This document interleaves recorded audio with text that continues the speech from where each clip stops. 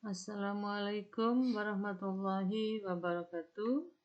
Kali ini kita akan belajar tentang sel volta dalam kehidupan sehari-hari dan kegunaannya yang merupakan materi kimia kelas 12 IPA semester 1 bersama Ibu Dewi. Nah, sekarang kompetensi dasarnya adalah menganalisis proses yang terjadi dalam sel volta dan menjelaskan kegunaannya, merancang sel volta dengan menggunakan bahan di sekitar.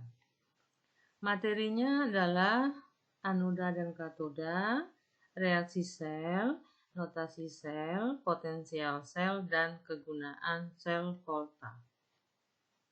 Apa yang dimaksud dengan sel volta? Sel volta merupakan rangkaian sel elektrokimia di mana energi kimia diubah menjadi energi listrik. Jadi sel volta itu energi kimia diubah menjadi energi listrik.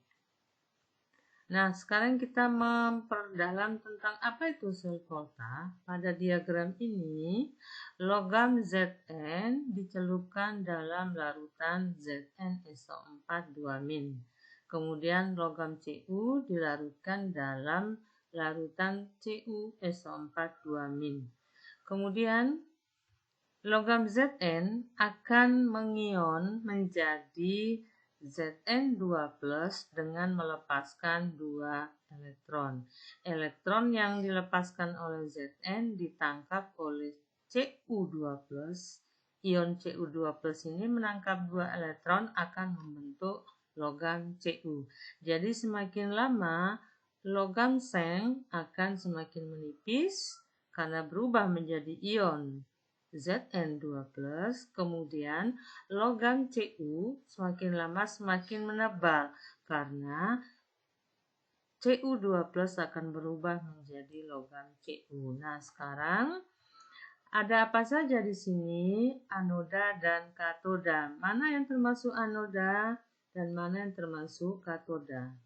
Yang termasuk anoda adalah logam seng. Apa perbedaan anoda dengan katoda?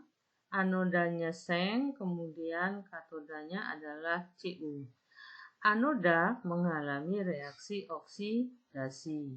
Kemudian yang memiliki E0 yang lebih kecil maka bertindak sebagai anoda.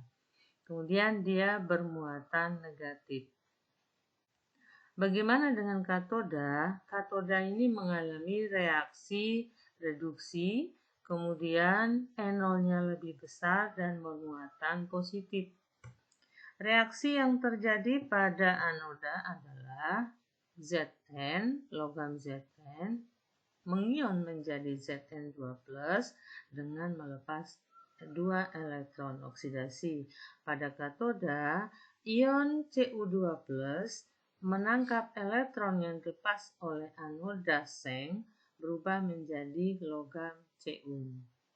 Nah, terjadi kelebihan muatan di kedua belah anoda dan katoda sehingga diperlukanlah namanya ini adalah jembatan garam. Jembatan garam berfungsi untuk menetralkan kelebihan muatan. Ini adalah jembatan garam.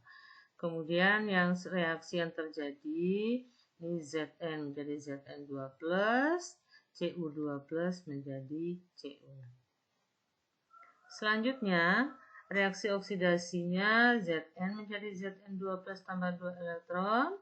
Pada anoda, reaksi reduksinya Cu2+ tambah 2 elektron menjadi Cu terjadi pada katoda.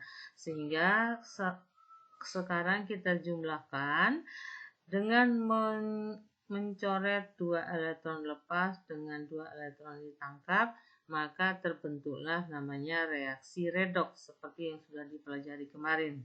Reaksi redoks ini juga disebut dengan reaksi sel. Jadi tinggal Zn tambah Cu2+ menjadi Zn2+ tambah Cu. Bagaimana dengan notasi sel? Notasi sel tinggal kita tulis Zn menjadi Zn2+, kita tulis seperti ini. Kemudian jembatan garam ditandai dengan ini garis miring 2, kemudian Cu2 plus menjadi Cu dalam bentuk logam.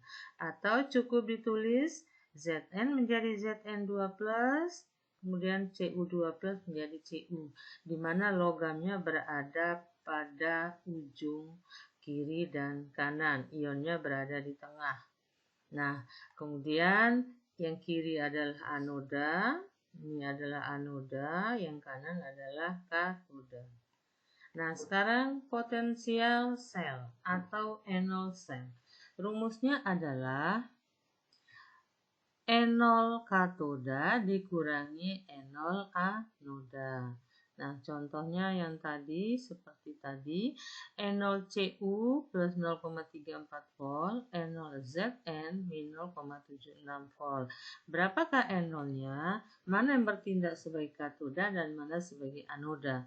Yang enolnya lebih besar bertindak sebagai katoda, yang besar adalah Cu plus 0,34 volt. Berarti seng bertindak sebagai anoda. Maka enol selnya katoda dikurangi anoda plus 0,34 min dikurangi min 0,76.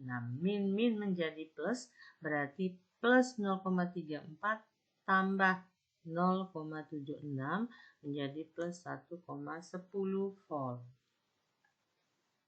Nah, sekarang kita latihan.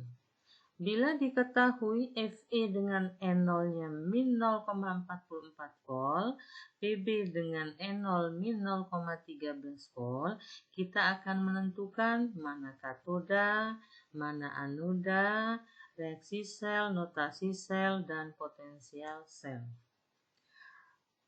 Yang termasuk katoda bila N0-nya lebih besar. Antara min 0,44 dengan min 0,13 yang lebih besar adalah ini. Karena ini lebih negatif, lebih kecil negatifnya. Maka Pb sebagai katoda. Berarti anodanya adalah Fe. Bagaimana dengan reaksi selnya? Reaksi sel kita tulis yang katoda ini tetap kita tulis. Pb2 plus tambah 2 elektron menjadi Pb N0-nya min 0,13. Kemudian anodanya kita rubah. Kita balik Fe menjadi Fe2 plus tambah 2 elektron. Maka N0-nya juga berubah plus 0,44 volt. Bagaimana sekarang kita lihat. Ya, Pb-nya tetap. Fe-nya dibalik, karena dibalik kiri menjadi kanan, kanan menjadi kiri, maka dari min menjadi plus. Kalau plus berubah jadi min. Kalau kita tulis reaksi selnya seperti ini, maka N0 selnya kita jumlahkan plus 0,44 ditambah min 0,13 sama dengan plus 0,31 volt. Itu reaksi selnya. Sekarang notasi selnya. Ingat notasi sel itu anoda baru katoda. Anodanya Fe berarti Fe menjadi Fe2 plus, Pb2 plus menjadi Pb. Potensial selnya katoda dikurangi anoda, Pb dikurangi Fe. Pb-nya min 0,13 dikurangi min 0,44 volt, jadinya min, jadi ini min 0,13 tambah 0,44 sama dengan plus 0,31 volt.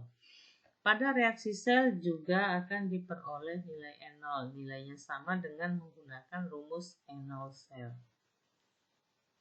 Sekarang kita lanjut kalau soalnya seperti ini. Logam Fe dilarutkan dalam larutan FeSO4. Logam Cu dilarutkan dalam larutan CuSO4. Kita lihat siapa yang menjadi anoda, Fe menjadi katoda adalah Cu. Bagaimana reaksi pada Fe? Karena dia anoda berarti Fe menjadi Fe2+. Maka katodanya Cu Cu2 plus menjadi Cu. Nah, sekarang reaksi selnya tinggal kita coret elektron lepas, elektron ditangkap, tinggal Fe tambah Cu2 plus menjadi Fe2 plus tambah Cu. Nah, sekarang notasi selnya, anodanya siapa? Fe. Fe garing Fe2 plus, ya, jembatan garam, Cu2 plus menjadi Cu.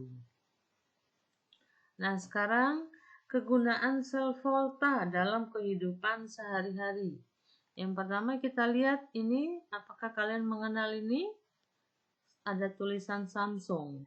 Kemudian ada aki, ada baterai. Ini adalah baterai perak oksida.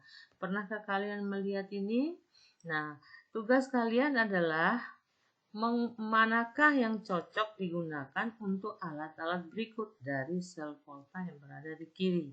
Sekarang kita lihat mobil, kemudian kamera, laptop, jam, motor, kalkulator, dan handphone. Silakan dikerjakan. Sekian, semoga bermanfaat. Wassalamualaikum warahmatullahi wabarakatuh.